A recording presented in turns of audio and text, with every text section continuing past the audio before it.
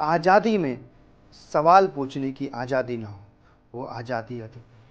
आप सभी को 80वें स्वतंत्रता दिवस की हार्दिक शुभकामनाएं। आज देश को आज़ाद हुए 79 ईयर्स, लेकिन ये आज़ादी हमें खैरात में नहीं मिली थी। इसके लिए अनगिनत स्वतंत्रता सेनानियों ने लाठियाँ खाई, जेल गए, फांसी के फंदे पर चढ़ गए, चाहे वह भगत सिंह हो, महात्मा गांधी हो, नेहरू हो, अंबेडकर हो या फूले हो। सभी लोगों ने इस देश की आज़ादी के लिए संघर्ष किया, तब जाके हमें आज़ादी मिली। आज़ादी एक तारीख नहीं है, आज़ादी एक जिम्मेदारी है अपनी पीढ़ियों को सौंपने की। इसलिए हमें इस आज़ादी की कीमत को समझना पड़ेगा। लेकिन आज हमें 79 ईयर्स के बाद किन चीज़ों से आज़ादी चाहिए? हमें आज़ादी चाहिए उस जातिगत भेदभाव से, जहां आपने देखा होगा कि राज्यसभा के leader of the opposition Mallikarjun खड़गे जब उत्तराखंड के हल्द्वानी जाते हैं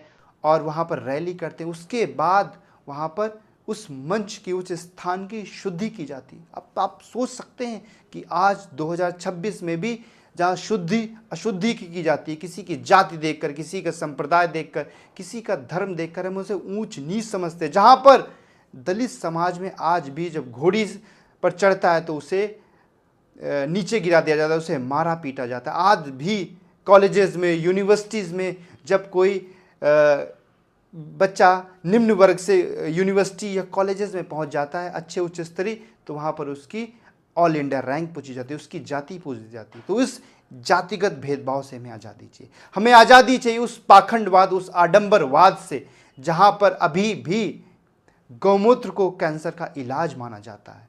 हमें उस आज़ादी चाहिए उस सोच से, जहाँ पर आज भी हम ये कहते हैं, अपने बच्चों को स्कूलों में पढ़ाते हैं कि ब्रह्मा से इस पूरी धरती का क्रिएशन हुआ, जहाँ पर हम डार्विन की थियोरी को चैलेंज करते हैं।